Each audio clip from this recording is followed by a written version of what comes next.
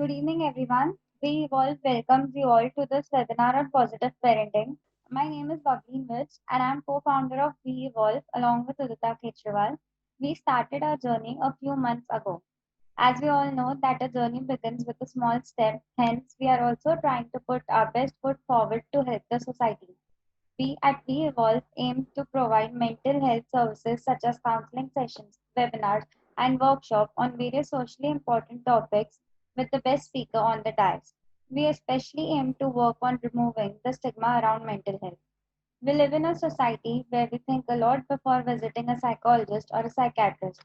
Hence, to bring in a change, we are going to start with a platform where we'll be providing psych education to make everyone around us aware and help people in betterment of their mental health. Now, I would like to call Udita for introducing our speaker for today. Thank you, Babli. We honored to have Dr. Sudhir Bhave sir as our speaker for the evening. Sir has been contributing to the society from 34 years. His academic qualifications have no bounds. It has topped all the examination, including MD in psychiatry. Sir completed his education in psychiatry from PGI Chandigarh and has also been training in child psychology in Manchester, United Kingdom.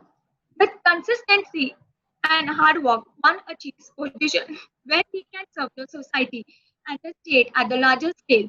Hence, Sir is currently the professor and the head of Department of Psychiatry at the NKP Salve Institute of Medical Sciences, Nagpur, and also an esteemed faculty at Nagpur University. Since the past 2 years, he has national chairman of specialty section of cyber psychology and mental health at Indian Psychiatric Society.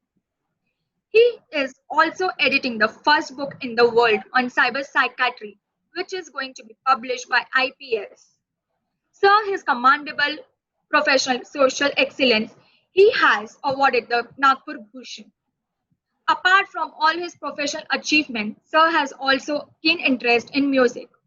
He has won 8 awards in various prestigious vocal music competition held in different parts of the country. He has played a key role in increasing mental health awareness in central India and has been invited for interviews, talks, and workshops all over the country at different platforms. However much one appreciates his efforts, it would be less.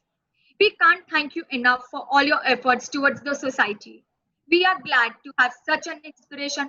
उदिता ने मुझे ऐसे topic पे बात करने के लिए कहा है जो कि मेरे दिल के बहुत ही करीब है और मेरे दिल के बहुत करीब रहने का एक कारण ये है कि भविष्य की जो पूरी जनरेशन है, आने वाले जो यूथ हैं, जो एंटायर जनरेशन है, वो आज उनके पेरेंट्स, उनके टीचर्स उनको कैसे हैंडल करते हैं, उनके साथ कैसा बर्ताव करते हैं, उस पर डिपेंडेंट है।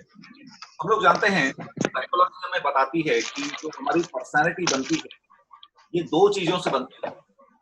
एक तो है हमारे जीन्स, मेरे ख्याल से आप सबने स्कूल में कभी न कभी बायोलॉजी पढ़ी होगी और शायद पता होगा कि जीन्स हमको दोनों पेरेंट्स से मिलते हैं, जीन्स और अर्ली चाइल्डहुड एनवायरनमेंट, यानी अपने बचपन में अपने को किस तरह का माहौल मिलता है, माँ बाप के साथ हमारा रिलेशनशिप कैसा है, तो ये तय करते हैं कि हमारा आगे जाकर क्या होगा।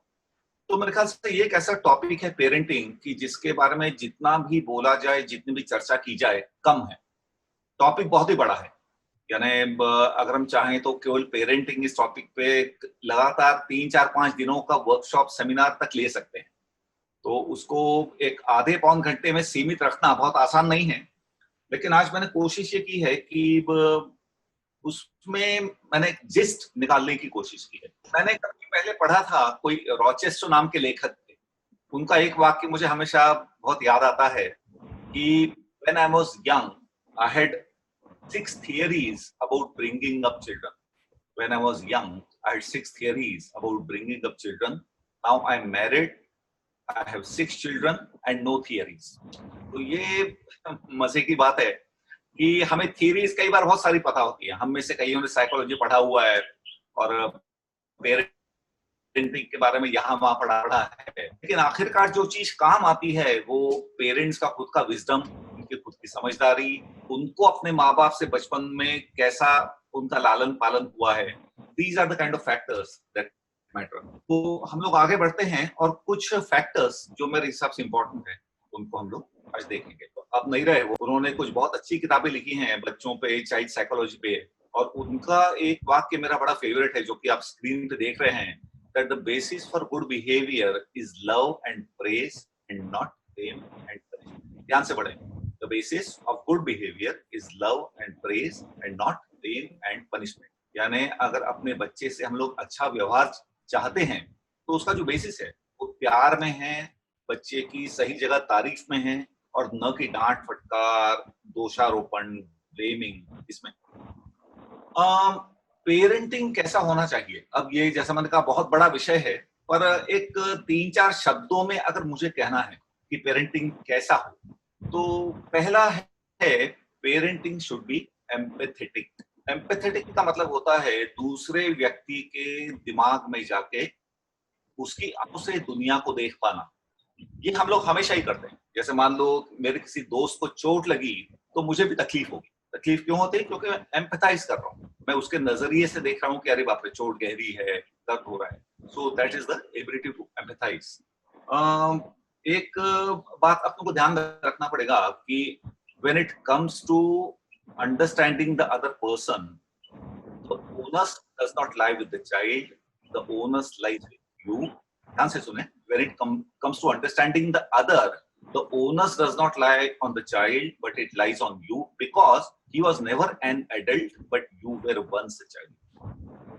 कई बार ये होता है कि माँ बच्चे को कहती है कि तू मेरी बात समझ क्यों नहीं रहा, तेरे को समझ में आना चाहिए, अब तू बड़ा हो गया है। लेकिन थोड़ा सोचें कि आपने दुनिया 30, 35, 40 साल देखी है, उस बच्चे ने केवल 5 या 7 साल देखी है। तो आप जिस नजरिए से दुनिया को देख रहे हैं बच्चा देख नहीं पाएगा। ये छोटी छोटी एक्शंस में कई बार माँ बाप की समझदारी मुझे यहाँ पे दिखती है।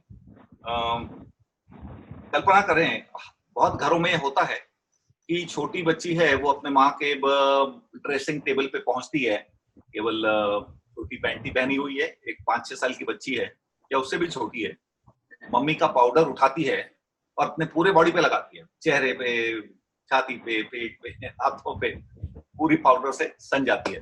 मम्मी कमरे में आती है और जब देखती है कि बच्ची ने पूरे बॉडी पे पाउडर लगा लिया है तो फटाफट थप्पड़ पड़ते हैं दो। मम्मी उसको पूछती है तूने पाउडर क्यों लगाया पूरे बॉडी को? तो बच्ची कहती है कि मुझे लगा था मैं पूरे बॉडी पे लगाऊंगी तो मैं गोरी हो जाऊंगी।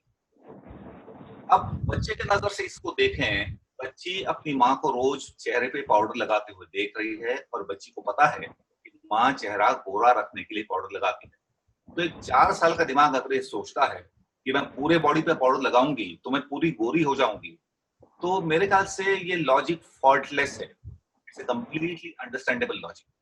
पर ये वही माँ बाप समझ पाएंगे जो बच्चे के नजरिए से उसको देखते हैं। अगर माँ में समझदारी रही तो ये सोचेगी कि नहीं, बच्ची जो कह रही सही।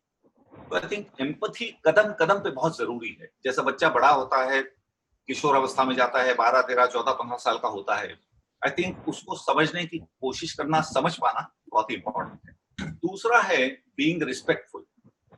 हम लोग जानते हैं कि और हमेशा मानते आए हैं कि बच्चों ने बड़ों को रिस्पेक्ट देना है, पर मेरी ये बहुत क्लियर मान्यता है कि बड़ों ने भी बच्चों को रिस्पेक्ट देना बहुत जरूरी है। अगर आप रिस्पेक्ट चाहते हैं तो आपको रिस्पेक्ट देना होगा। अब बच्चे को रिस्पेक्ट देना यानी कैसा?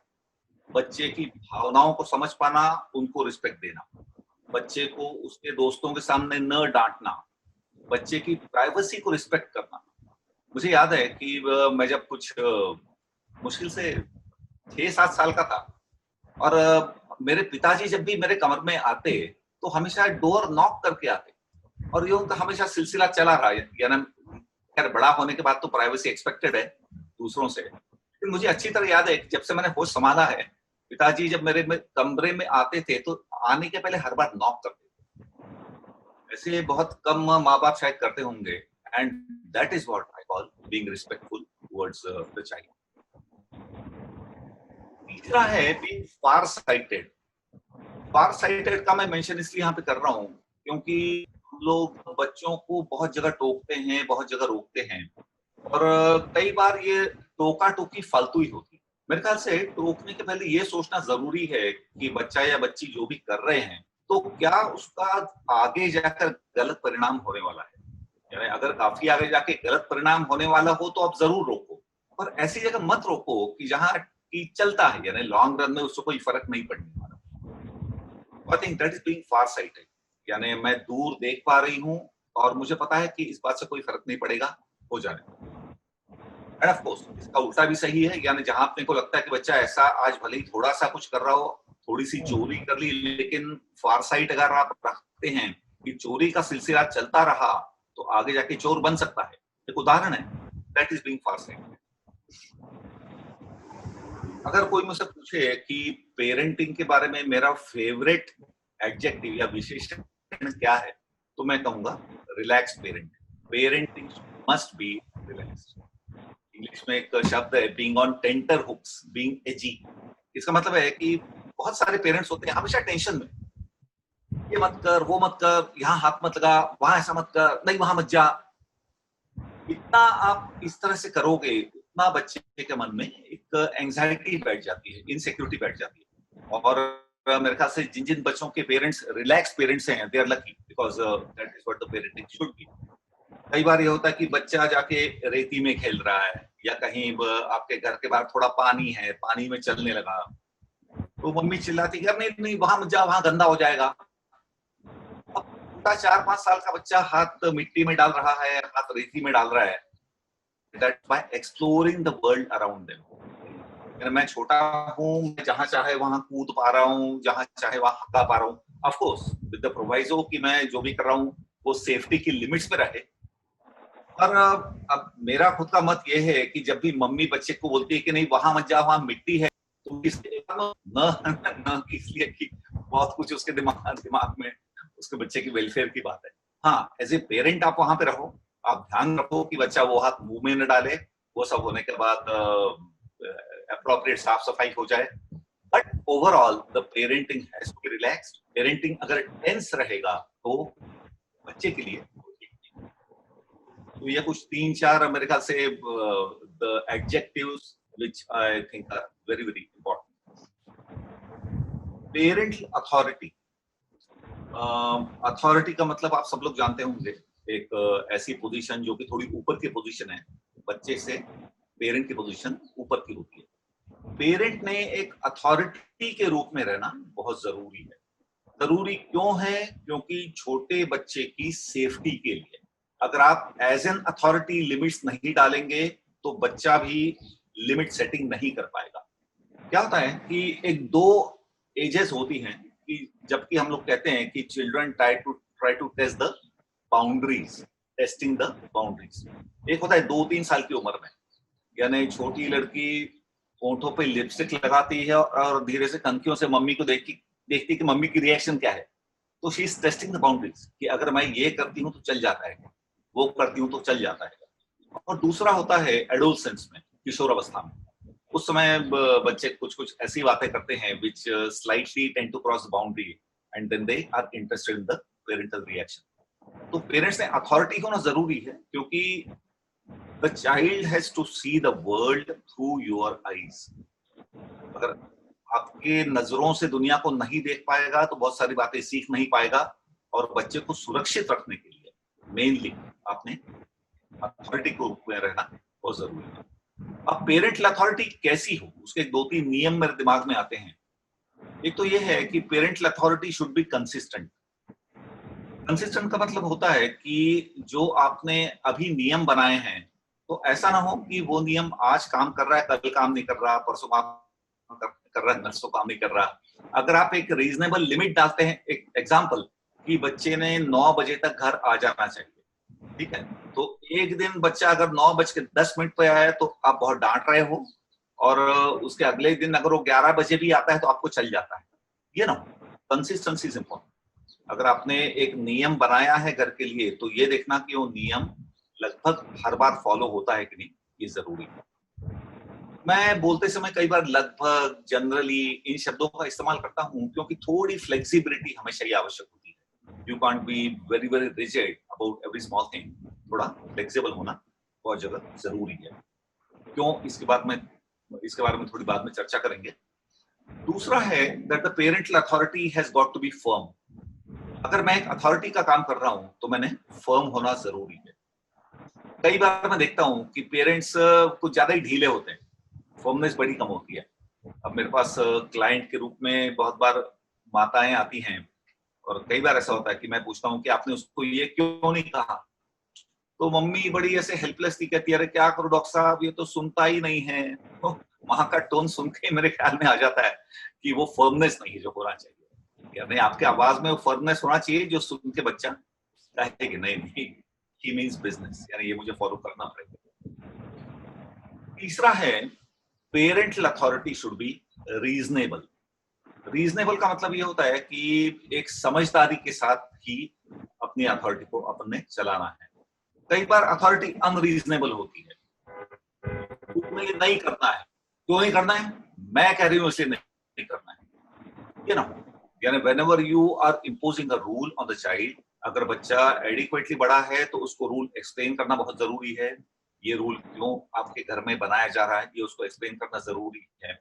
अगर आप अनरीजनेबल रहेंगे, अगर आप ऐसी जगह अपनी अथॉरिटी दिखाएंगे कि जिससे बच्चा रिबेल कर बैठे, तो उसमें फिर गड़बड़ हो जाएगी।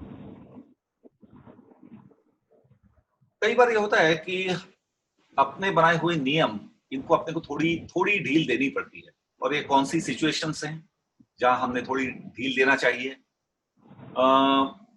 बच्चा अगर बहुत थका हुआ है या बहुत बोर्ड है, क्योंकि होता यह है कि 2 3 4 कंडीशंस ऐसी हैं कि जिसमें बच्चे थोड़े अनरीजनेबल हो जाते हैं, मूडी हो जाते हैं, चिड़चिड़े हो जाते हैं। तो हम लोग कहते हैं ना कि गिव अ लीवे। लीवे का मतलब है कि ठीक है, थोड़ी छूट दे दो।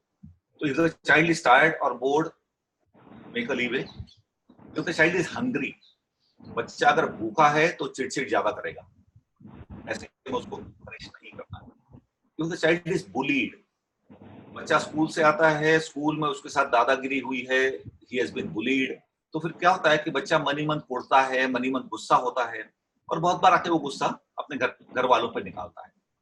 सो आई थिंक ऐसे टाइम पे एक एम्पैथी होना जरूरी है कि नहीं ठीक है, यानी बच्चा खुद थोड़ी मुश्किलों से गुजरा है, तो आई थिंक इट्स ओके, यानी थोड़ा ऐसा यहाँ वहां भी कुछ कर दे तो हमने उस पर नेगेटिवली रिएक्ट नहीं करना है, उसको एक्सेप्ट करना है उस चीज को।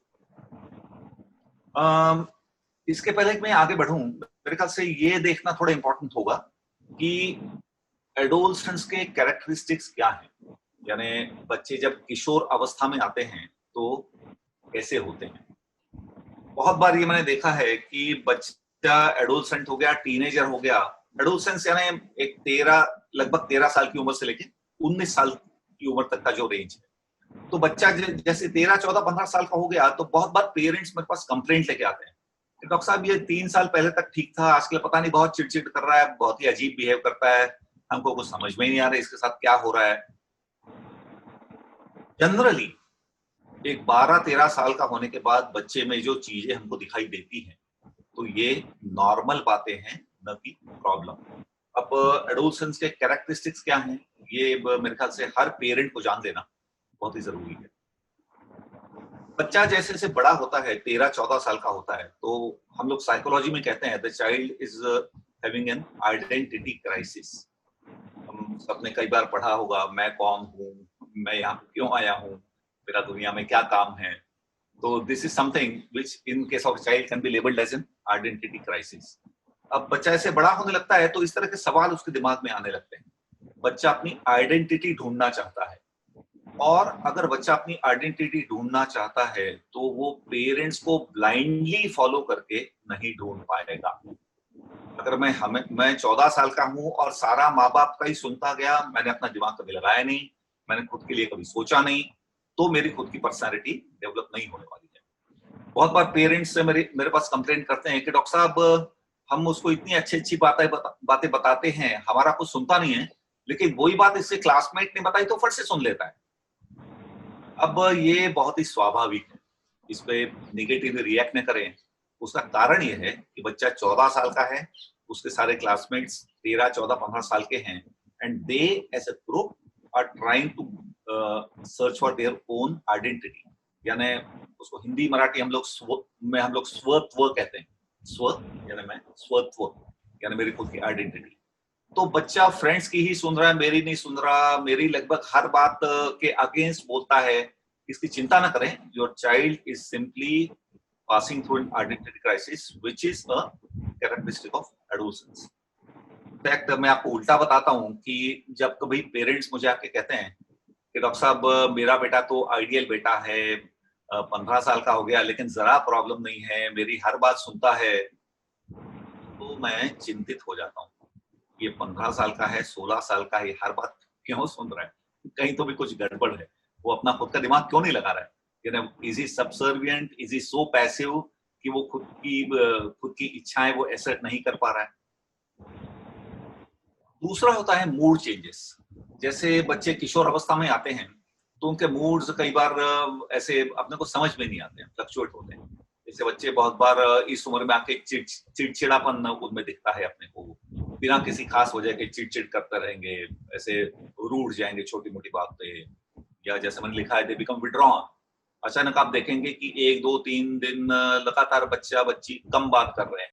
थर्ड इज कि एडोलसेंट्स जनरली सेल्फ कॉन्शियस होते हैं. ये बहुत बार होता है कि पेरेंट्स कोई घर में बैठने आया है और अपना 14-15 साल का लड़का घर के अंदर चला जाता है. अब पेरेंट्स बाद में बोलते हैं बेटा तूने बाहर आना चाहिए, तूने बैठना चाहिए, तूने अंकल से बात करनी चाहिए. जबकि होता ये है कि बच्चा सेल्फ कॉन्शियस है, 14-15 साल का है, लैंकी है, बॉडी अभी तक एडल्ट प्रोपोर्शंस में नहीं आई है, कहीं बीच में है, और ऐसी उम्र में सेल्फ कॉन्शियसनेस शर्माना ये काफी नॉर्मल बात है. तो अगर आपका बच्चा दूसरों के सामने आके बोल्डली बात नहीं करता है तो उसको समझने की कोशिश करें. ये किसी प्रॉब्लम की साइन नहीं है, इट्स कंप्लीटली नॉर्मल. और उसको ये पॉइंट आउट करने की गरज नहीं है कि तूने बात करना चाहिए, लोगों के सामने आना चाहिए. बहुत बार मैं देखा कि ये होता है कि बड़ा बच्चा कॉन्फिडेंट होता है, बोल्ड होता है, अंकल आंटी से बातें कर लेता है, और छोटा बच्चा वो नहीं कर पाता क्योंकि वो उस एज में है जब सेल्फ कॉन्शियसनेस है.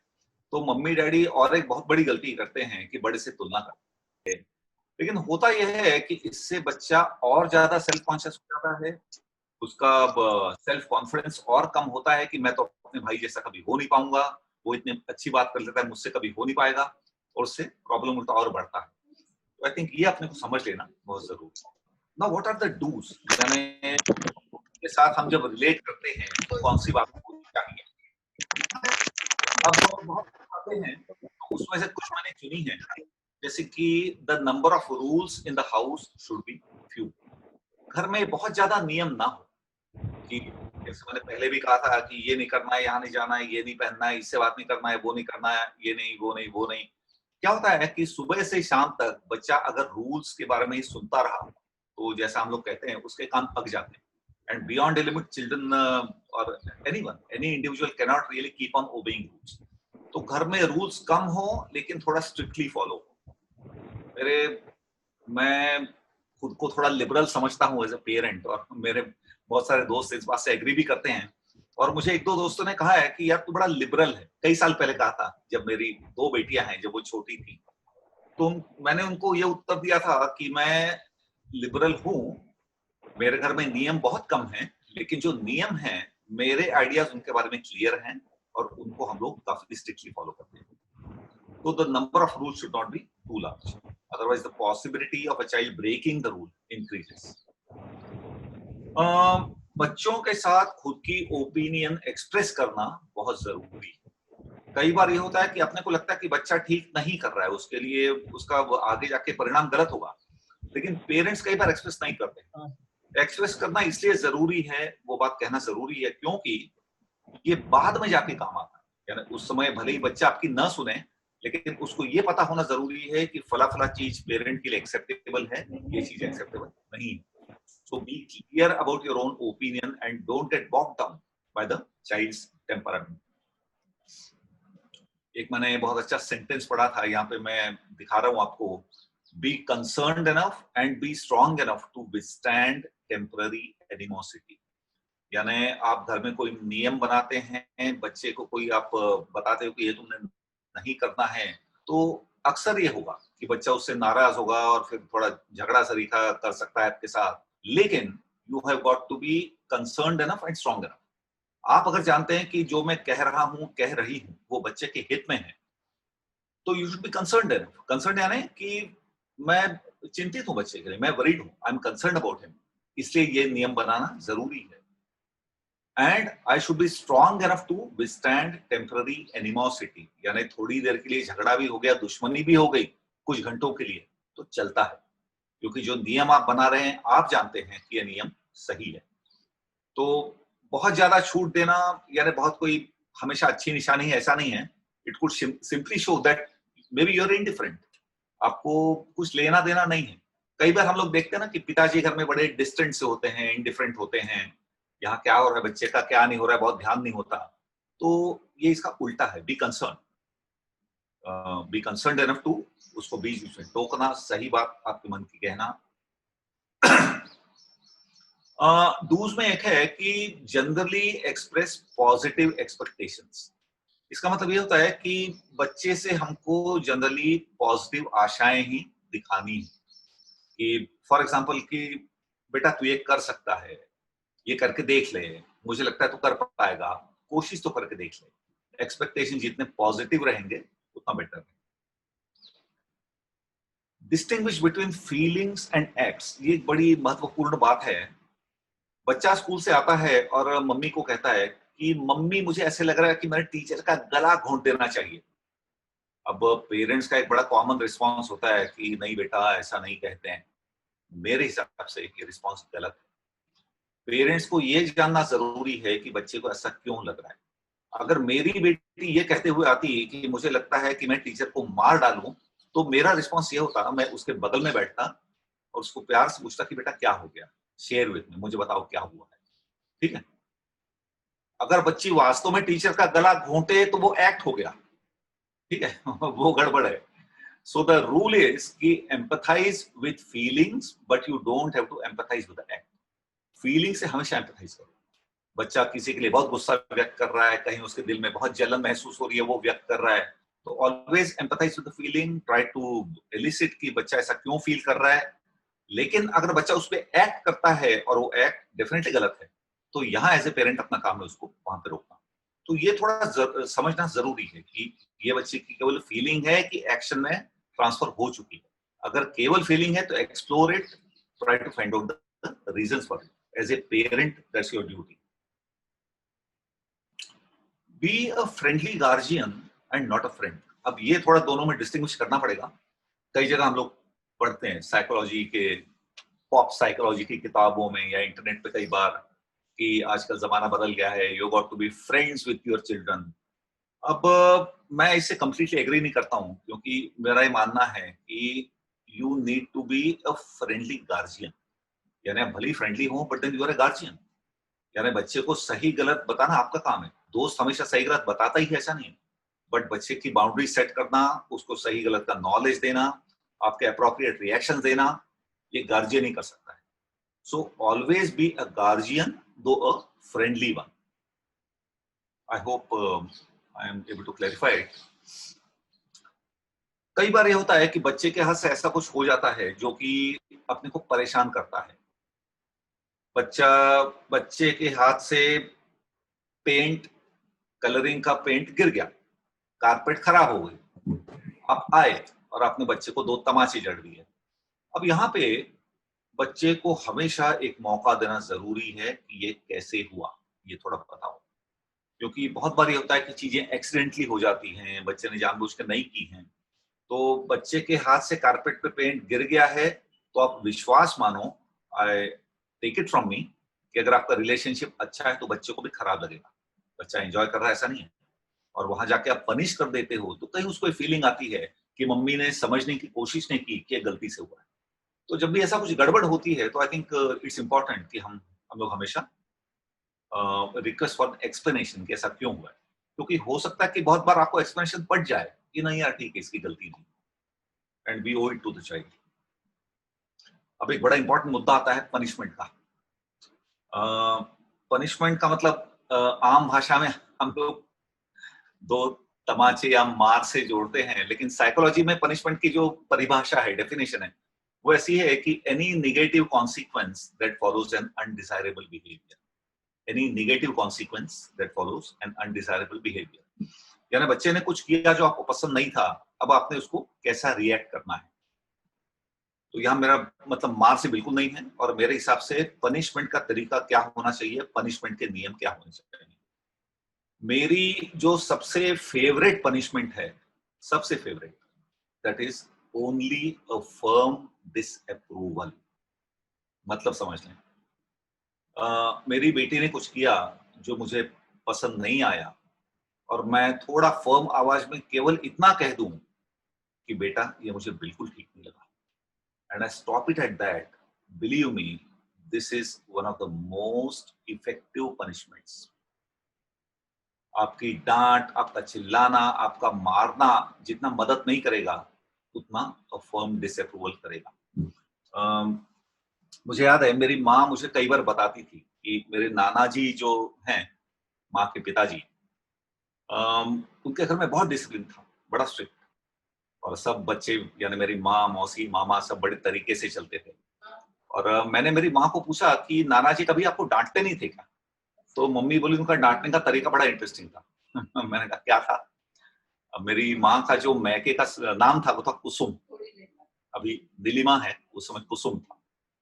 तो मम्मी कहती है कि मराठी में बताती हैं कि अगर मेरे हाथ से कोई गलती हो गई तो वो कहते थे कुसुम इथे ही है, यहाँ पे आओ। कुसुम वहां पे जाती थी, उनके बगल में खड़ी होती थी, और मेरे नाना जी उसको ऐसे देखते थे और कहते थे असं परत व्हायला नको, समझलं? मेरी मम्मी सिर हिलाती थी। उस समय 8 9 10 साल की होगी, और मैंने कहा फिर? मैं उत्सुक था कि डांट कहाँ पड़ती थी। कहते हैं डांट नहीं, इतना ही। तो मैंने कहा इतना काम करता था? कहती है बहुत काम करता था। वो बोली हमको कम से कम 1 साल तो हम वो गलती नहीं करते थे। फर्म डिसअप्रूवल में ये फायदा है, इसमें आप बच्चे का अपमान नहीं कर रहे हो, आप कोई क्रूअल पनिशमेंट इस्तेमाल नहीं कर रहे हो। बच्चे को हमेशा इतना ही जानना काफी होता है कि मैंने जो किया है वो मेरे पेरेंट्स को अच्छा नहीं लगा है, period. The child does not need to be punished more than that, provided background आपका सही हो। यानी बैकग्राउंड से मेरा मतलब है आपका और बच्चे का संवाद अच्छा हो, आपका एक वाइज पेरेंटिंग हो, तो ओनली दिस वर्क्स। आप ट्राई करके देखो। अच्छा, ये भी जो है इसके बारे में थोड़ा और मैं आगे बताऊंगा। अगर कोई बच्चे से गलती हुई, आपने पनिश भी किया, तो पनिशमेंट केवल एक बार मिलनी चाहिए।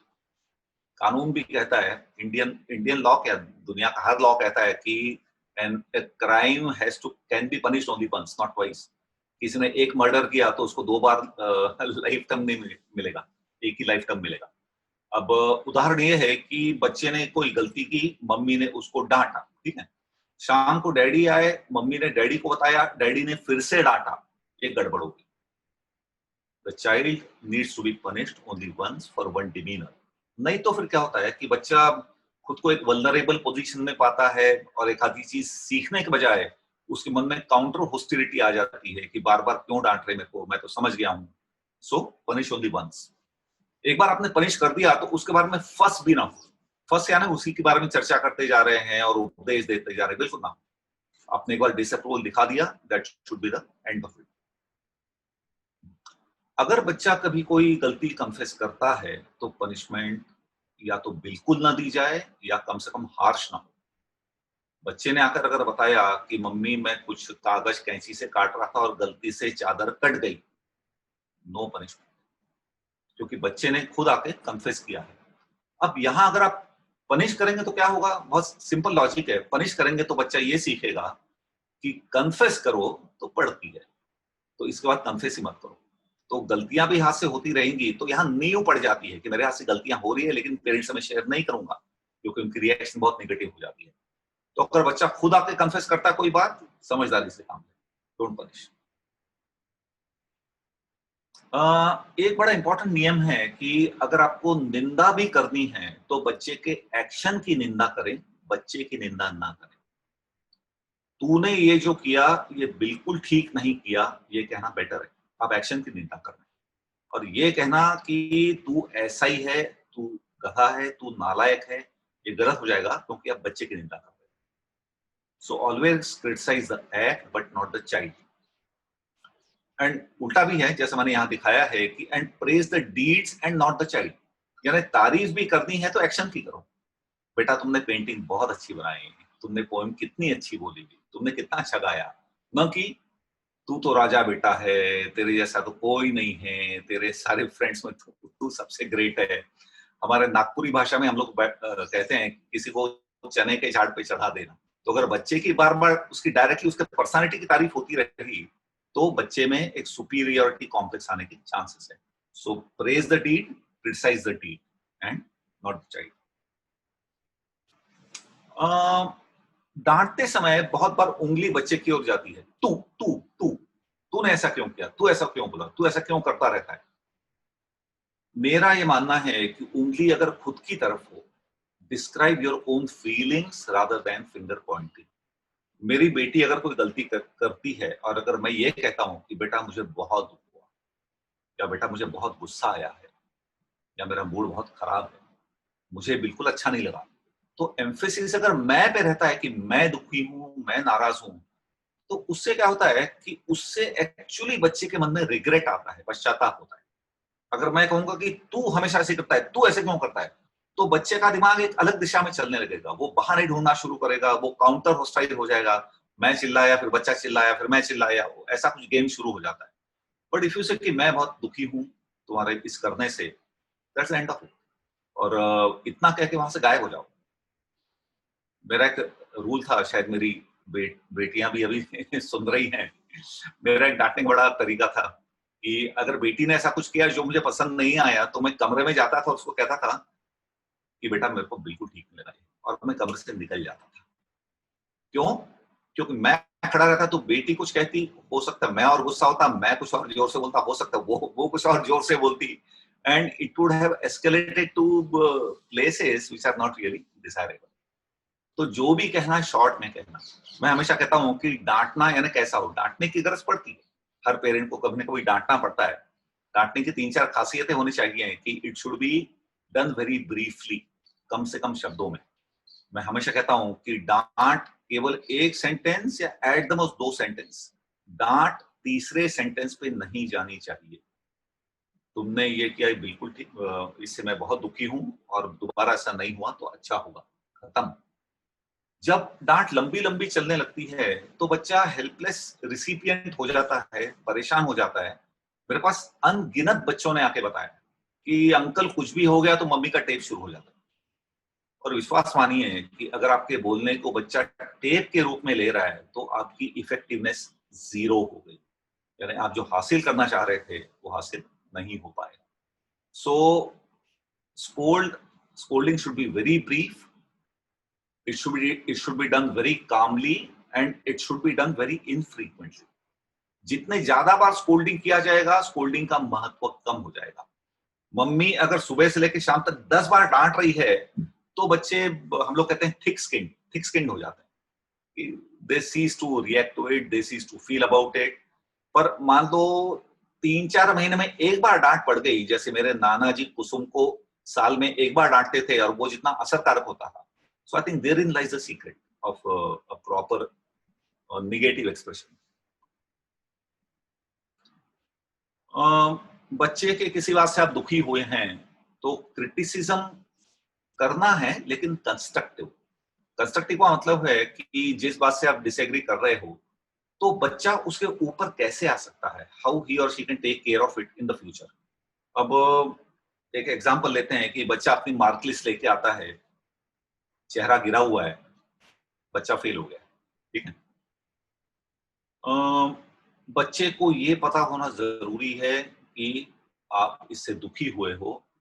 उसके बाद अगर आप डांट फटकार शुरू करते हैं कि तेरे को मैं इतने महीने से कह रहा है, तूने कभी सुना नहीं, हमेशा होता रहेगा, मामला बिगड़ गया। I think you have failed as parent.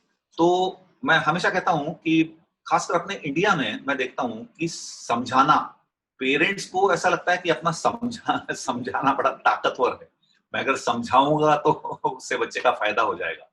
लेकिन जितने ज्यादा शब्द इस्तेमाल करेंगे, जैसा मैंने पहले कहा, तो it's not going to help, और उल्टा ही होगा। तो कंस्ट्रक्टिव क्रिटिसिज्म कैसा हो, मेरी बच्ची अगर फेल होती तो मैं बच्ची के साथ बैठता, मैं उसको पूछता कि बेटा हम लोग क्या कर सकते हैं जिससे दोबारा ये ना हो सकता है बच्ची कोई सॉल्यूशन लेके आती कि डैडी मुझे फला फला की ट्यूशन लगानी है, मुझे ये करना है, उसमें से एक अपने को दिशा मिलती। तो अगर कम्युनिकेशन वहां बंद हो गया, डांट फटकार हो गई, तो आगे की दिशा भी खत्म हो जाती है। यानी you are often unable to know कि बच्चा क्या चाहेगा इस सिनेरियो में करना, मैंने क्या करना चाहिए। सो क्रिटिसिज्म भी अगर हो तो कंस्ट्रक्टिव हो, आगे कैसे सुधार हो इसके तरफ ओरिएंटेड हो। डोंट्स क्या क्या है इसमें, कौन सी चीजें अपने को टालना है। डोंट लेबल, बच्चों को लेबल मत लगाओ। लेबल यानी एक निगेटिव एडजेक्टिव, निगेटिव विशेषण, नालायक है, कामचोर है, किसी काम का नहीं है, ठीक है, व्रात्या है, भयताड़ा है। ये महाराष्ट्रियन पेरेंट्स ऐसे तरह तरह के एडजेक्टिव्स इस्तेमाल करते हैं। लेबल क्यों नहीं लगाना चाहिए, ये एक बड़ा इंपॉर्टेंट मुद्दा है, ध्यान से सुने। मैं डॉक्टर भावे आज करीब 60 साल का हूं, और आने वाले जितना भी मैं रहूंगा 10, 20, 30 साल, मेरे जन्म भर की जो जर्नी है वो लगभग एंटायरली मेरे सेल्फ इमेज पे बेस्ड है। सेल्फ इमेज, मराठी हिंदी संस्कृत में कहेंगे स्व प्रतिमा, यानी खुद के बारे में मैं क्या समझता हूँ, खुद को कैसा देखता हूँ। अगर मैं समझता हूँ कि मैं स्मार्ट हूँ, आई एम ए गो गेटर, तो मैं बोल्डली आगे बढ़ूंगा, मैं अपना काम करूंगा, मैं सही लोगों से मिलूंगा, उनसे असर्टिवली बातें डिस्कस करूंगा। अगर मैं खुद को बुद्धू समझता हूँ, बावड़र समझता हूँ, लल्लू समझता हूँ, मेरा कॉन्फिडेंस कम रहेगा, मैं आगे बढ़ नहीं पाऊंगा।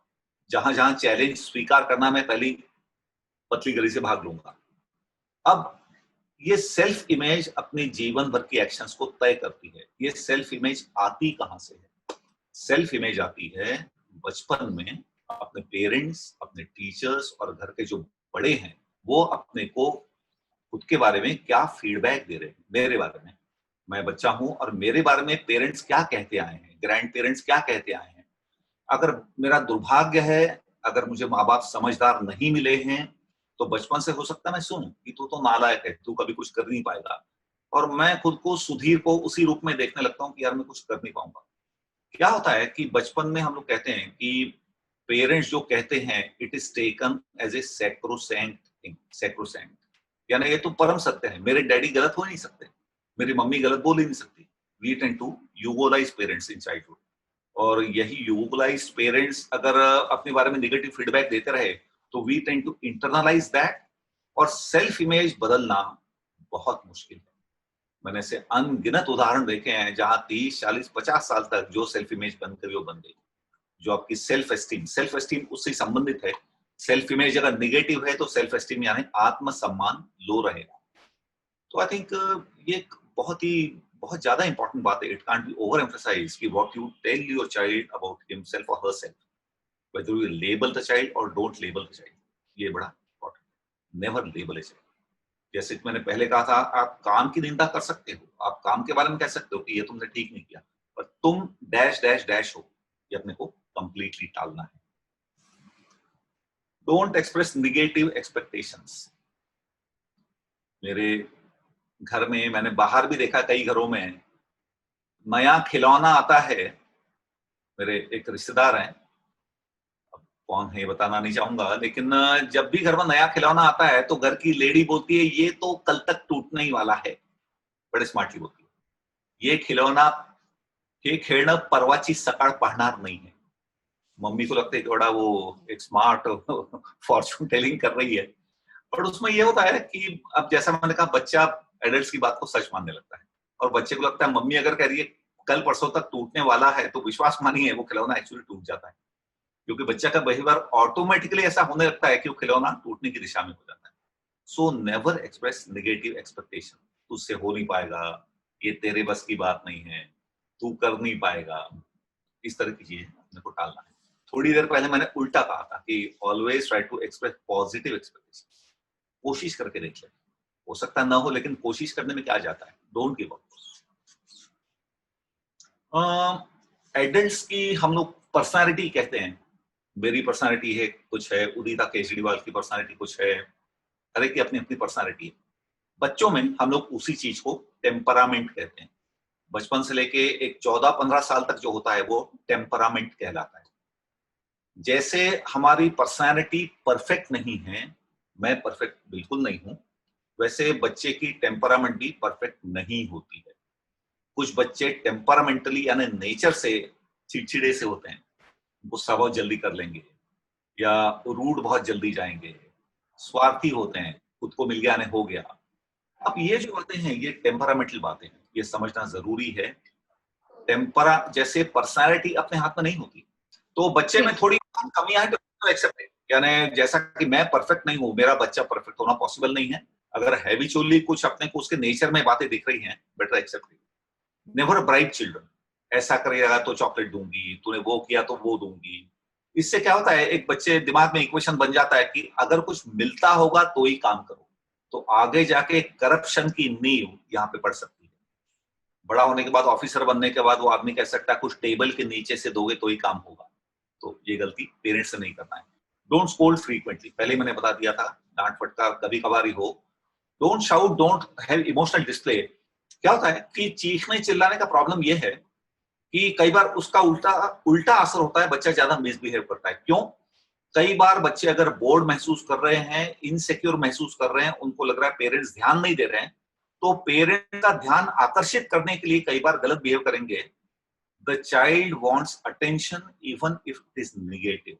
मम्मी ने डांटा तो भी चलेगा, पर मैं यहाँ अकेला खेल रहा हूँ, मम्मी ध्यान नहीं दे रही है, तो गिराओ कुछ तो भी, धड़ से आवाज होगी, मम्मी चिल्लाती हुई आएगी, डांट फटकार करेगी, कम से कम ध्यान तो मिलेगा मुझे। तो शाउटिंग करना, इमोशंस डिस्प्ले करना नेवर रियली हेल्प्स। ये हिट मैंने लाल में लिखा है, नेवर हिट। मारना क्यों नहीं चाहिए? एक तो क्रूअल है, मारने से दर्द होता है, it's a cruel thing. And हम सब लोग एटलीस्ट इन प्रिंसिपल बड़े दयालु होते हैं, दयालुता, कंपैशन।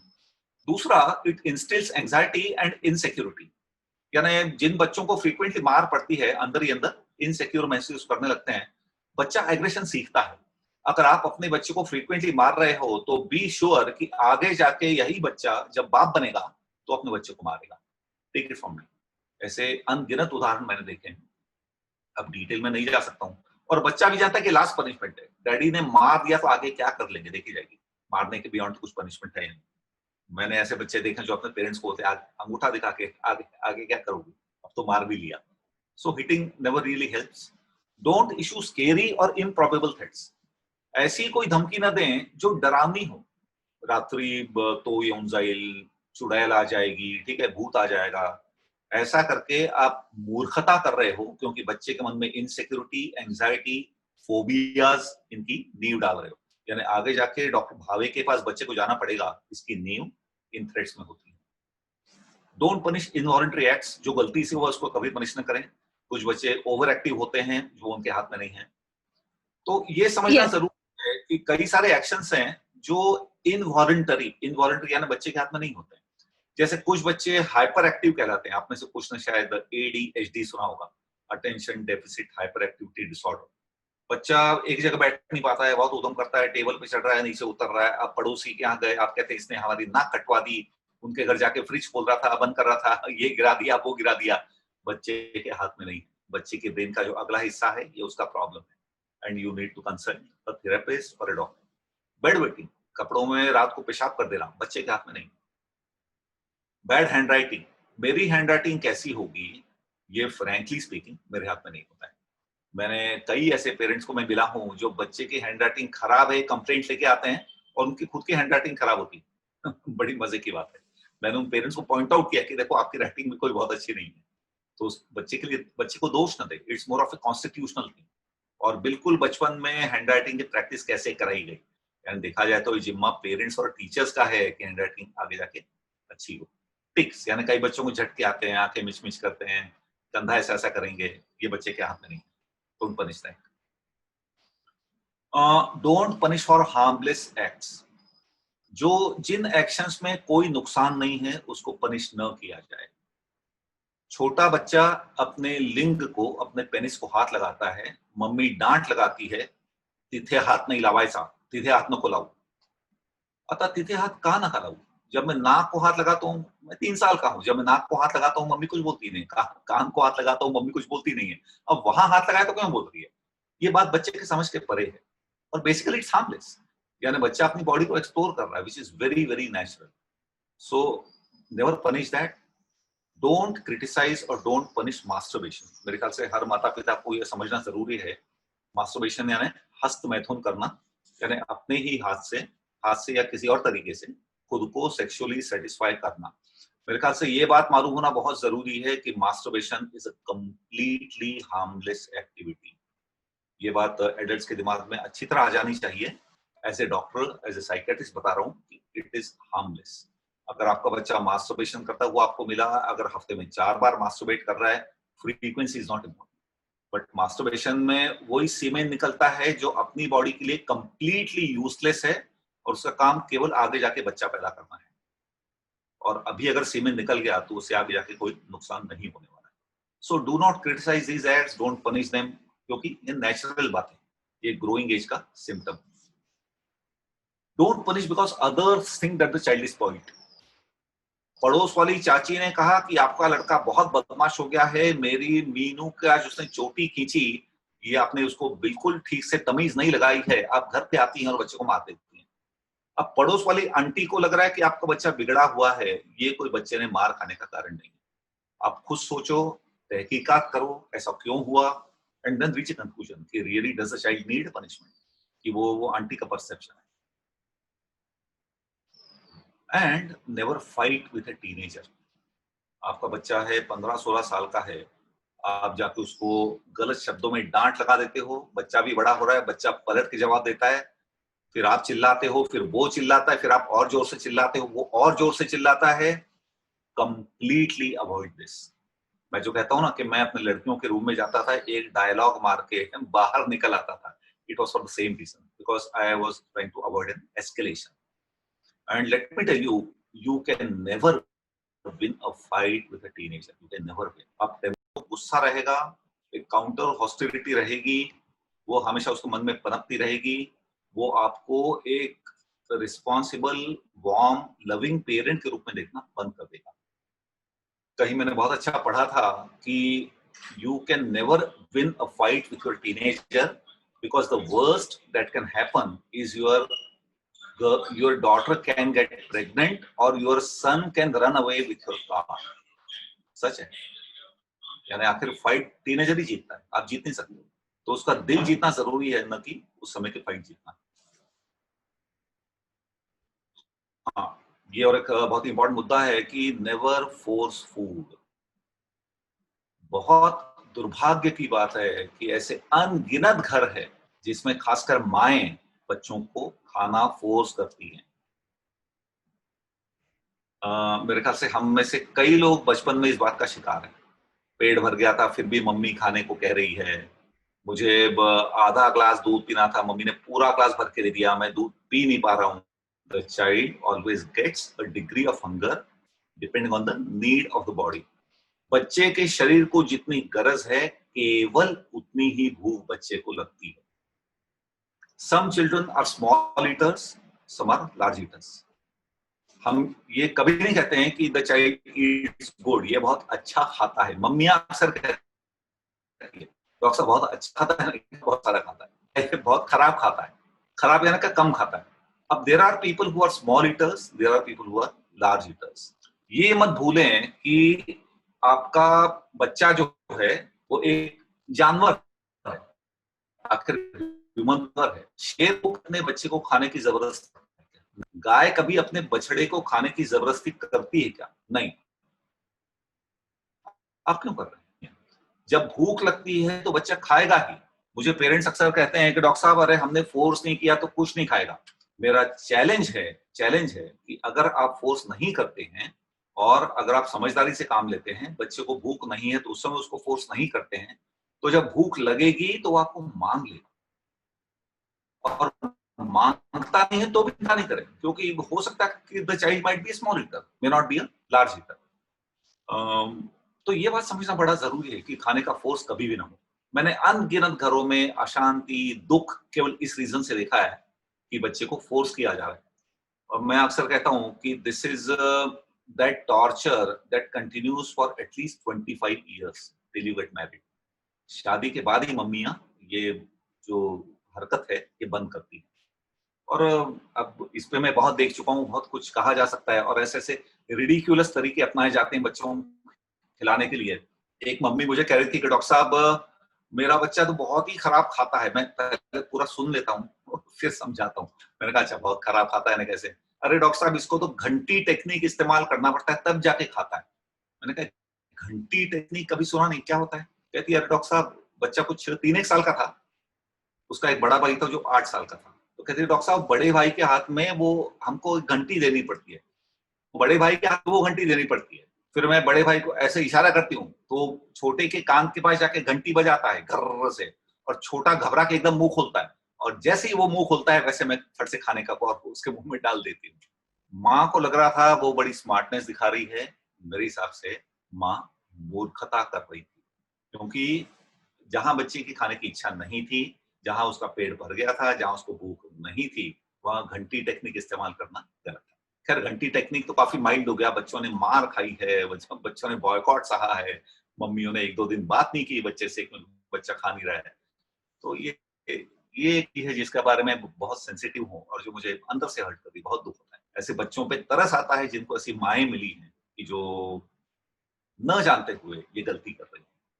अब माँओं को मैं पूरा दोष नहीं दूँगा, it's arising out of ignorance. माँ ये प्रिंसिपल जानती नहीं है कि जितनी गरज पड़ेगी उतनी ही भूख लगेगी। तो याद रखें, किसी भी हालत में फूड फोर्स करना ठीक नहीं है। अगर बच्चे की भूख पहले से काफ़ी कम हो गई है तो पीडियाट्रिशियन को मिले, डॉक्टर को मिले और उनसे चर्चा करें, न कि अपने लेवल पे फोर्स करें। यह आखिरी हिस्सा है कि कुछ-कुछ सेंटेंसेस हम लोगों ने अवॉइड करने चाहिए। हम लोग इंग्लिश में उसको क्लीशे कहते हैं। क्लीशे यानी घिसा-पिटा वाक्य जो बहुत बार दोहराया जाता है। हमको क्या-क्या टालना है? जब मैं तुम्हारे उम्र का था, जब मैं तुम्हारी जितनी थी। मैं आपको शर्तिया बता दूं कि जब भी ये कहा जाता है कि जब मैं तुम्हारे जितना था, उसके बाद जो भी आएगा वो सरासर झूठ होगा। जब मैं तुम्हारे जितना था, मैं 18 घंटे पढ़ाई किया करता था। 18 घंटे पढ़ने वाला व्यक्ति दुनिया में पैदा नहीं हुआ है। आप 6 से 8 घंटे सोओगे, आप नहाओगे, आप लैट्रिन जाओगे, आप खाना खाओगे, कुछ और काम करोगे, 18 घंटे कहाँ से पढ़ोगे? बट देन कई पेरेंट्स की आदत होती है। एक मेरे ही सामने एक मुझे हँसी आती है, साइकियाट्रिस्ट के सामने मेरा एक मित्र अपने बच्चे को समझा रहा था, पुरानी बात है, कि जब मैं तुम्हारे जितना था, मेरे को पूरी इंग्लिश डिक्शनरी याद थी। अब इससे बड़ा झूठ क्या होगा? बाप ने क्लेम किया मुझे ऑक्सफोर्ड इंग्लिश डिक्शनरी याद थी। आपको बता दूं कि ऑक्सफोर्ड इंग्लिश डिक्शनरी में एक-एक लेटर के लिए कई-कई एडिटर्स होते हैं। ए के लिए मल्टीपल एडिटर्स, बी के लिए मल्टीपल एडिटर। किसी एक व्यक्ति को सारी डिक्शनरी याद है, इम्पॉसिबल है। सो नेवर नेवर से कि जब मैं तुम्हारे जितना था, वैसा था। आपको लगता है कि आप बच्चा आपसे बड़ी प्रेरणा लेगा, इंस्पिरेशन लेगा, पर ऐसा होता नहीं है। बच्चे के मन में गुस्सा आ जाता है कि क्या अपनी पुरानी बात वो भी बताते हैं। या तो उसके मन में इंफीरियरिटी कॉम्प्लेक्स आ जाता है कि मैं ये तो कभी कर नहीं पाऊंगा। दूसरा है कि तुम कभी नहीं सुधरोगे। ये भी बहुत बार सुनने को मिलता है। नेवर से दैट, क्योंकि हम लोग कहते हैं there is something called prophesying something. Prophecies have a tendency to actualise themselves. यानी अगर आप बच्चे को लेके उसके सामने कोई भविष्यवाणी करते हो तो भविष्यवाणी खरी उतरेगी, इसके चांसेस काफी होते हैं। तो अगर आप कहते हो कि तू कभी सुधरेगा नहीं, अगर बच्चा बार-बार ये सुन रहा है, तो जो पहले मैंने कहा था कि सेल्फ इमेज का सवाल आता है, बच्चा खुद को इनकॉरिजिबल या न सुधरने के लायक नहीं, ऐसा देखने लगता है, and it harms. So never say कि तू कभी सुधरेगा नहीं, तेरा कभी अच्छा नहीं हो पाएगा। Don't argue with elders. बड़ों से बहस नहीं करना। मेरे पिताजी बताते हैं कि मेरे दादाजी अब तो नहीं रहे, 1898 1898 में जन्म हुआ था, उस पीढ़ी के थे। और मेरे पिताजी अक्सर बताते हैं कि जब भी कुछ मतभेद होता था तो दादाजी डांटते थे, मोठ्यांशी वाद नहीं।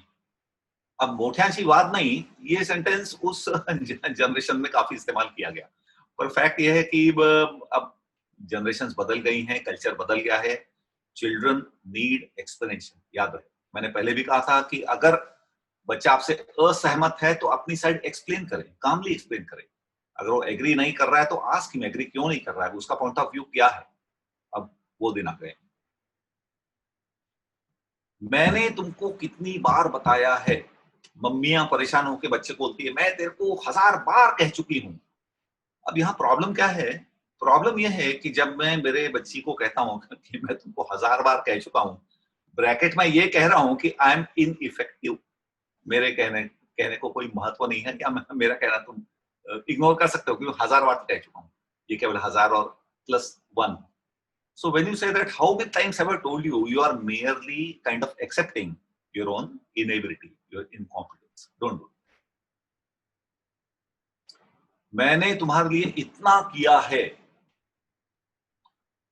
जब आप ये कहते हैं तो आपने जो किया है उसकी वैल्यू 0 पे आ जाती है। अगर आप ये नहीं कहते हैं, करते जाते हैं, जो कि हर पेरेंट करता है, करना चाहिए, तो बच्चा जैसे जैसे बड़ा होता है उसको दिखने लगता है कि मेरे पेरेंट्स ने ये किया है मेरे लिए, मेरे पेरेंट्स ने वो किया है। ऐसे बहुत ही एक्सेप्शनल बच्चे होंगे जिनको ये चीजें दिखती नहीं है। By and large children are able to say, so it never really helps to say कि मैंने तुम्हारे लिए इतना किया। और मेरा सबसे फेवरेट है डैडी को आने दे, बताती हूँ उनको। ये क्यों नहीं कहना चाहिए, इसके कई कारण हैं। मैं 2 ही कारण डिस्कस करूंगा। एक तो ये है कि जब आप कहते हैं कि डैडी को आने दे, तो आप ये एडमिट कर रहे हो कि मैं इनइफेक्टिव हूं। आप हाथ खड़े कर, आप अपनी खुद की अथॉरिटी कम कर रहे हैं। एज ए मदर या एज ए पेरेंट आपकी जो अथॉरिटी होनी चाहिए वो आप खुद ही अपने हाथ से उसका कत्ल कर रहे हो। कैसे कि भैया मेरे हाथ में तो है नहीं, डैडी आएंगे वो देखेंगे। सो do not confess your own incompetence by saying this. दूसरा प्रॉब्लम ये है कि डैडी एक विलेन के रूप में प्रोजेक्ट हो जाते हैं। डैडी कौन सा जानवर है? डैडी वो जानवर है जो 7 बजे ऑफिस से आता है और डांटता है, चिल्लाता है, मारता है। तो ये एक इमेज बच्चे के मन में बैठ जाती है। तो बच्चे और डैडी का जो प्यार भरा समझदारी का रिश्ता होना चाहिए, तो उसमें ये बोल के कि डैडी को आने दे, उनको बताती हूँ तब बेटा देखना तू, तो उस रिश्ते में आप दरार डाल रहे हो। Don't do that, because when the father comes home he deserves a family environment which is peaceful. Marathi मध्ये म्हणतात गाऱ्हाणं लावणं, कंप्लेन करते रहना घर के बारे में। तो avoid that, never say this कि डैडी आएंगे तो उनको बताऊंगी। जो भी करना है अपने लेवल पे हैंडल करो।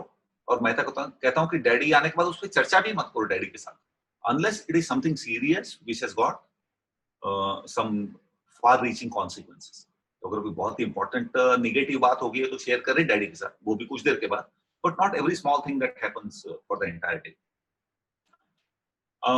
तो फ्रेंड्स हम लोग यहाँ पे टॉक के एंड पे पहुंच गए हैं। मैं फिर से वो सेंटेंस दोहराऊंगा जो मैंने पहले कहा था, क्योंकि ये इतना इंपॉर्टेंट है कि I think its importance can not be over emphasised, that the basis of good behavior is love and praise and not blame and punishment. Frequent blaming, frequent punishment problem ही पैदा करेगा। लेकिन सही समय बच्चे की तारीफ की जाए, अपन बच्चे के पीछे हैं, बच्चे को एक सेंस ऑफ सिक्योरिटी दिया जाए, उसको अनकंडीशनल लव दिया जाए। अनकंडीशनल का मतलब क्या होता है कि बच्चे के हाथ से एक गलती हो गई, 10 गलतियां हो गई, लेकिन आई एम विथ यू, मैं तेरी माँ हूं, मैं हमेशा तेरा भला चाहूंगी, मैं हमेशा चाहूंगी कि तू इसमें से बाहर निकले। Not rejecting the child emotionally. So I think that's what I mean by love. So love और प्रेज इसका भरपूर इस्तेमाल करें, ब्लेम और पनिशमेंट इसका इस्तेमाल कम से कम। So thank you so much. कुछ questions वगैरह होंगे और comments होंगे तो we can take that. Yes, sir, definitely. Sir, we have many questions also. They will be putting down in the chat box. So I will be unmuting them and they can ask. So in that, I would just like to say something. Thank you so much, sir, for giving us opportunity to conduct this webinar. It really means a lot. Thank you so much for giving this. It was a really insightful and information session. Thank you bearing with us. We will start with the question answer round, sir, because बहुत सारे parents को आपसे बात करनी है, लोग हम लोग को बोले कि हम लोग को पर्सनली पूछना है. So sir, can we start with the question answer round? Works out तो ठीक है, यानी let's start that way. अगर ऐसा लगा पर्सनली पूछने में प्रॉब्लम आ रहा है, तो then maybe you can switch to asking questions to me. You can ask them. Sir, I want to ask you a question about my भांजा. तो मेरा जो भांजा है, he is I think 8 or 9 years old, और वो बहुत ही aggressive है, मतलब कोई बात नहीं होती है, वो बिना मतलब के अपने सिबलिंग्स को मारता रहता है और उसको मतलब जितना भी डांट दो या जितना भी समझा दो, he doesn't seem to understand. मतलब वो उसका वो जो मारने का बिहेवियर है वो जा ही नहीं रहा है। And also he uses a lot of bad words. वो शायद कहीं से सुन लेता है तो वो उसको बोलने पे भी कि these are not good words, these you should not be using it, जैसे कुत्ता वुत्ता वो सब बोलता है। तो ये हम उसको कैसे like how should we correct them? होता है कि इसमें थोड़ा ज्यादा एक्सप्लोरेशन जरूरी है। जैसे बच्चा जब एग्रेसिव होता है तो मल्टीपल कारण हो सकते हैं। एक कारण पेरेंट्स में ही हो सकता है, जैसे मैंने अपने लेक्चर में आई अलूडेड टू दैट कि पेरेंट्स खुद अगर एग्रेसिव हैं तो बच्चा एग्रेशन सीखता है। कई बार एग्रेशन जीन्स में से भी आता है, it can be transmitted genetically, और बचपन में एग्रेसिव पेरेंट्स को देख के बच्चा खुद एग्रेसिव हो सकता है। दूसरा कारण, एक कॉमन कारण है, वो ये होता है कि बच्चा हाइपर एक्टिव हो सकता है। क्योंकि हाइपर एक्टिव बच्चे फ्रीक्वेंटली एग्रेसिव हो जाते हैं जब उनके हाइपर एक्टिविटी को सोसाइटी नेगेटिवली रिएक्ट करती है। कोई बच्चा स्कूल में हाइपर एक्टिव है, घर में हाइपर एक्टिव है, फ्रीक्वेंटली डांट खाएगा, मार खाएगा, और एज ए रिएक्शन बच्चा एग्रेसिव हो जाता है। तो उसका एग्रेशन का अपने को कारण देखना पड़ेगा बेसिकली। यानी ये दो तीन जो मैं रीजन बता रहा हूँ कि ओवर एक्टिव है क्या, पेरेंट्स खुद एग्रेसिव नेचर के हैं क्या, पेरेंट्स कुछ ऐसा बिहेव अनरीजनेबल कभी बिहेव करते हैं क्या जिससे बच्चे के मन में गुस्सा पैदा हो जाए, कहीं वो उसके गुस्से का कारण तो नहीं है। तो I think the treatment would depend on the cause basically. और अब इसको मैनेज करने के लिए there is something that technical language में हम लोग कहते हैं बिहेवियर मॉडिफिकेशन। बिहेवियर मॉडिफिकेशन का मतलब ये होता है कि बच्चा जब जब अनडिजायरेबली बिहेव करे, एग्रेसिवली बिहेव करे, तो उसको किसी ना किसी तरीके से अपना डिसअप्रूवल दिखाना है। यानी अब मैंने पनिशमेंट का के तरीकों पे बहुत ज्यादा जोर नहीं दिया क्योंकि वो बहुत लंबा हो जाता, बट कुछ कुछ तरीके हैं कि जैसे एक मैंने कहा firm disapproval is a good punishment. वो अगर काम नहीं आता है तो there is something called fining, कि बच्चा अगर ऐसा ऐसा करता है, फलां चीज फेंकता है या ये तोड़ता है, तो देन उसका कोई प्रिविलेज हमने विड्रॉ कर लेना है। प्रिविलेज लाइक उसको अगले इतने इतने दिन तक टीवी नहीं देखने दिया जाएगा, या उसके लिए हम स्टोरी बुक रेगुलरली लाते हैं, स्टोरी बुक अगले 2 महीने तक स्टोरी बुक नहीं आएगी, समथिंग लाइक दैट। तो it will depend on that. तो ये कुछ बेसिक प्रिंसिपल्स हैं। तो बेसिकली अपने को उसका रीजन देख के ट्राई करना चाहिए। Thank you so much, sir. I hope Kavita Modi, your query got cleared. There is one question from Shishir Khalsapure. कि अगर हम हमारी 8 साल की बच्ची को खाना नहीं खिलाते हैं, मतलब अपने हाथों से नहीं खिलाते हैं, हमें जितना चाहिए उतना नहीं खिलाते हैं, तो वो रात को 12 बजे खाना मांगती है, तो फिर हमारी नींद डिस्टर्ब होती है। तो इस प्रॉब्लम को कैसे हैंडल करें? डे टाइम में कैसा है, यानी ब्रेकफास्ट लंच के टाइम पे कैसा है उसका? ये तो रात वैसे तो वो बहुत थोड़ा ही खाती है। हाँ, थोड़ा ही खाती है वैसे। स्मॉल ईटर अगर फीड करो तो ही अच्छे से खाती है, और नहीं तो फिर थोड़ा ही खाती है। हाँ, यहाँ पे एक दो बातें हैं। एक तो मैं ये कहूंगा कि खाने के अराउंड फर्स्ट बिल्कुल ना। खाना एक ऐसी एक्टिविटी है, मैंने आदमी की तुलना जानवर से की है, तो खाने के अराउंड कभी फर्स्ट ना हो कि कम खाती है, खाना चाहिए, कम क्यों खाती है, ऐसा होगा वैसा होगा, डेफिनेटली होगी। तो there should be no fuss around eating behaviour, that's one thing. And secondly, मेरे ख्याल से बच्चे को क्लियर कर सकते हैं कि रात को हम नहीं उठने वाले, ठीक है, जब तक मैं जगी हूँ तब तक मैं तेरे को दे दूंगी, तेरे को अभी नहीं खाना, इट्स कम्प्लीटली ओके। एक रूल ये होता है, थोड़ा मैं साइड ट्रैक कर रहा हूँ, कि मान दो आपने खाना परोसा, बच्ची बोलती है मेरे को भूख नहीं, प्लेट उठा के रख दो और बच्ची को शांति से एक सेंटेंस में बोलो कि बेटा जब भूख लगेगी तो वहां से ले लो या मेरे को मांग लो। ये मेरे ख्याल से आप क्लियर करके देखो कि मैं रात को उठने वाली हूँ, अगर भूख लगती है तो मैं मान लो 11 बजे सोने वाली हूँ, भूख लग रही है तो तब बता दो उसका। अब ये तभी एक्ट करेगा जब खाने के अराउंड फर्स्ट नहीं है, क्योंकि ये फर्स्ट न होना एक बहुत इंपॉर्टेंट साइकोलॉजिकल प्रिंसिपल है, क्योंकि anything that gathers first around itself becomes an attention seeking device। किसी भी चीज के बारे में फसिंग हुआ, ज्यादा ही चर्चा होने लगी, ज्यादा ही क्रिटिसिज्म होने लगा, तो देन बच्चा कई बार अटेंशन गेन करने के लिए, कभी कभी बदला लेने के लिए वैसा बिहेव करेगा। I think try that, no fussing and clarifying before you go to bed that you want it, ask for it now, I'm not going to bed। Yes. There is one question from Anubha Modi. I have a question, sir. My daughter is 7.5 years old. She is bit introvert in nature. I mean, she is not able to open up in front of anyone, leave alone her parents. So, how can I overcome that? That's a good question. You cannot overcome Yeah. that. Forget it. क्योंकि जैसे मैंने कहा कि जैसे हमारी personality होती है, बच्चों की temperament, the best you can do it by not doing. मेरा मतलब है आप उसको पॉइंट मत करो, बेटा तू बोलती नहीं है। कुछ बच्चे इंट्रोवर्ट होते हैं, कुछ एक्सट्रोवर्ट होते हैं, यानी कुछ कम बोलने वाले होते हैं। अगर मेरे पास किसी एडल्ट को लाया जाए, कोई 30 साल का आदमी है, अगर उसकी वाइफ है तो सब ये बहुत कम बात करते हैं, तो दुनिया का कोई तरीका नहीं है, कम यानी सभी से कम बात करते हैं, तो कोई तरीका नहीं है कि वो आदमी ज्यादा बात करने लगे। तो the same thing applies to a child, but that your child speaks less is not the sign of anything wrong. अगर अचानक कम बोलने लगा है, पिछले 4 महीने से कम बोल रहा है, तो फिर देखना पड़ता है कि 4 महीने में ऐसा क्या हो। बट अगर टेम्परामेंटली ऐसा है, शुरुआत से ही कम बात करता है, बहुत शेयर नहीं करता है, be cool, don't worry about it. बीच में क्लियर करते रहे कि बेटा कुछ भी रहा जो तुझे लगता है मुझे बताना चाहिए तो मेरे को बता दो। Don't force the child into speaking. Sir, she is generally introvert. From the beginning of her life, she is introvert. Matlab, even if she's not well, she's ill, she's having pain in her leg or something, she doesn't speak up. She's not well. So it's her temperament since her childhood. It's nothing she has developed over a time. So how can we overcome that? Don't worry. अगर temperament है तो एक तो worry न करने का reason है because you can't help it. उसको नेचर ने वैसे ही बना के भेजा है। कौन कम बात करेगा, कौन ज्यादा बात करेगा, ये न बच्चे के हाथ में न पेरेंट्स के हाथ में, ये उसकी टेम्परामेंट है। Don't worry about it. ज्यादा ही प्रॉब्लम हुआ तो बच्चा कम्युनिकेट कर लेगा, लेकिन ज्यादा ही हुआ तो आपको मालूम पड़ जाएगा, बच्चे को कहीं ज्यादा ही तकलीफ हो रही है आपको मालूम पड़ जाएगा। But don't worry about the quantum of. Okay. And sir, one more doubt. In the heat of time, sometimes we say some negative things to child. So how can we rectify that? मेरे ख्याल से remembering things in principle is very important. अगर आप principal में ध्यान में रखते हो कि मैंने क्रिटिसाइज भी किया तो उसके एक्शन को करूंगी, उसको नहीं करूंगी। I try to make an effort कि तूने बहुत गलत किया या मैं बहुत दुखी हूँ, ये ऐसा नहीं होना चाहिए। Okay.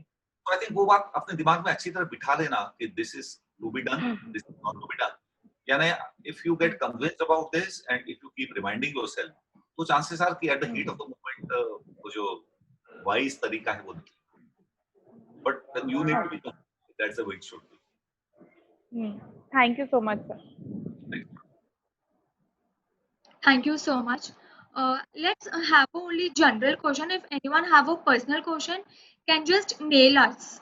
We have given our mail ID also, that is veevolve01@gmail.com. Is there any general question someone asked to? Akshar Rangunta. So I was just asking, like these days, the online classes are going on with the kids in the school. And after the online classes also, the kids are so much busy with their tab only, saying that they are doing school work. And what shall we do? Like, you are not allowing us to go out and play. So how to deal with that? And after end of the day, they are very much aggressive. Like, yeah. See, these are the times, these are rather unusual times in एक normal parenting और normal circumstances से अभी हम लोग एक अलग situation देख रहे हैं। ऑनलाइन क्लासेस एक इंडिया के लिए बहुत ही नया फिनोमेनन है। ऑनलाइन क्लासेस के बारे में एक तो अपने को ये आइडिया क्लियर करना पड़ेगा कि मेरे को कई लोग पूछते हैं कि डॉक्टर साहब ऑनलाइन क्लासेस ठीक हैं क्या? मेरा कहना ये है कि अब सवाल ये नहीं है ऑनलाइन वर्सेस ऑफलाइन क्लास का सवाल नहीं है, सवाल है ऑनलाइन वर्सेस नो क्लास। अगर आज की तारीख में ऑनलाइन नहीं है तो कुछ भी नहीं। So I think in general online classes are good. अब ऑनलाइन क्लासेस अरेंज करने में स्कूल के मैनेजमेंट की समझदारी बड़ी इंपॉर्टेंट है। Like how many hours per day, उसके बीच में ब्रेक कितना रहे वगैरह वगैरह, ये सब छोटी मोटी बातें हैं। जो आपने कहा कि your child says that he is studying online and what he is doing is not really recreational, मेरे ख्याल से थोड़ा ध्यान रखना जरूरी है, क्योंकि अभी अभी हमने हमारी नेशनल साइकेट्रिक सोसाइटी ने रिकमेंडेशन फॉर स्क्रीन यूज ये रिलीज किए हैं, और उसमें हमने क्लियरली कहा है कि एडोलसेंस तक parents need to keep close watch on the kind of online activity that the child is doing, क्या कर रहा है क्या नहीं कर रहा है। तो इस बात से बच्चे को ये क्लियर करना जरूरी है कि बेटा अगर मैं थोड़ा ध्यान रखती हूँ तो ये तुम्हारे लिए है, it's for your. I think it would not be wise to leave the child with online activity. और एक जो हम लोग जनरली एडवाइस देते हैं कि एजुकेशन रिलेटेड जो चीजें हैं वो घर में एक ऐसा रूल हो कि it will be done on a device which is placed at a rather central place in the house. यानी अगर आपके घर में डेस्कटॉप है या लैपटॉप है तो ऐसी जगह उसका इस्तेमाल किया जाए जहां आवक जावक, यू कैन सी बच्चा अकेले अपने कमरे में बैठा है सेलफोन लेके, I think it's better to prohibit that, क्योंकि वहां पे फिर उसका अनडिजायरेबल इस्तेमाल हो सकता है।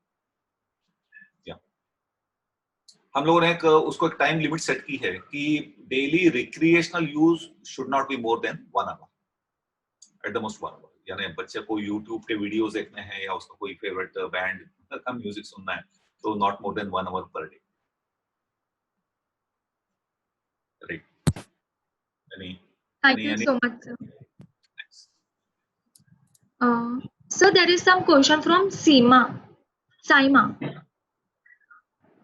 I just wanted to know how can one person handle the feeling of insecurity in the child which leads to aggression?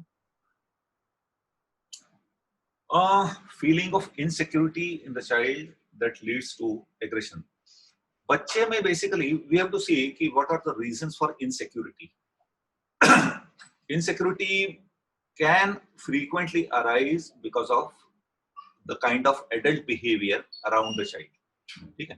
Okay. अगर पेरेंट्स का बिहेवियर जनरली ऐसा है कि बच्चे को एक सिक्योर माहौल दे रहे हैं, बच्चे को उसकी काबिलियत के बारे में भरोसा दिला रहे हैं, ठीक है, बच्चे को अपनी हमेशा की प्रेजेंस का एक अगर एश्योरेंस दे पा रहे हैं, तो इनसिक्योरिटी वाली फीलिंग कम आएगी। इनसिक्योरिटी ज्यादा कहाँ होती है? जहां बच्चा एंग्शियस माहौल में रह रहा है, जहां डांट फटकार फ्रीक्वेंटली हो रही है, या तो बच्चे को डांटा जा रहा है या बाप माँ को फ्रीक्वेंटली डांटता है।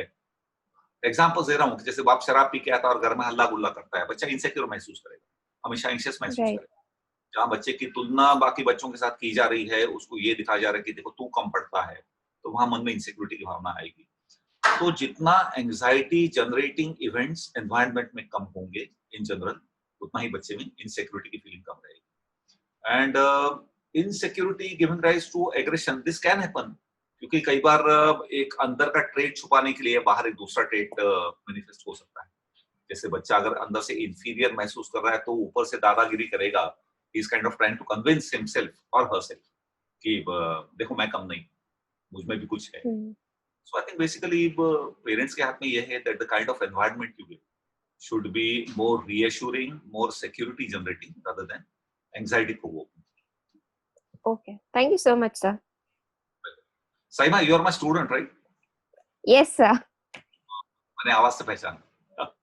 Oh my. Okay, thank you so much, sir. Sir, there is one more question from Krishna Poddar, and we just have 5 minutes left. So I think that will be the last question. And if anyone wants to ask, can please email us. We will get back to you. Thank you so much. Krishna Poddar? Yeah. Well, Yes, thank sir. you so much for this opportunity. Sir, I have this one just question कि आपने कहा कि बच्चों से हम affirm होके या एक तरीके से कि भाई मुझे ये पसंद नहीं आ रहा है, ये बोल के हम उस बात को रोक दें। पर सर कई बार ऐसा होता है कि ओवर अ टाइम जब हम बच्चों को अफर्म बिहेवियर कर रहे हैं तो भी वो उसको फिर इग्नोर करने लग जाते हैं, जिसको हम आम भाषा में बोलते हैं कि वो बच्चे ढीठ हो जाते हैं। तब कैसे डील करें? देखो उसमें एक तरीका ये होता है कि एक साइकोलॉजी में टेक्निक कहलाता है ब्रोकन रिकॉर्ड टेक्निक। अगर आपने अपने पेरेंट्स का कोई एलपी के रिकॉर्ड प्लेयर पे सुने होंगे तो कहीं रिकॉर्ड कर घिस गया है तो वही चीज बार बार चलती है, मैं क्या करूँ राम मुझे बुढ़ा, मैं क्या करूँ राम मुझे बुढ़ा, मैं क्या करूँ राम मुझे बुढ़ा, तो वही घूमता रहता है। तो एक तरीका केवल बच्चों के साथ नहीं बड़ों के साथ भी काम आता है कि अपनी कही हुई चीज दोहराओ, ज्यादा जोर से दोहराओ। तुम जो कर रहे हो मुझे बिल्कुल पसंद नहीं है, बच्चा नहीं सुनता है और जोर से सेम चीज बोलो, तुम जो कर रहे हो मुझे बिल्कुल पसंद नहीं है, फिर नहीं सुनता है, फिर से आवाज चढ़ाओ, जनरली ये काम कर जाता है। With an escalating volume of voice and more firmness coming in, generally ये देखा गया है कि बच्चे सुन लेते हैं। उसके बावजूद अगर नहीं हो रहा है तो then one has to think of other means of punishment. जैसे मैंने कुछ देर पहले फाइनिंग के बारे में बात करी थी, यानी you can withhold some benefit that the child is getting out of you, withhold some pleasurable thing from the child. That should be good way. Yeah. Right. Thank you, sir. Thank you very much.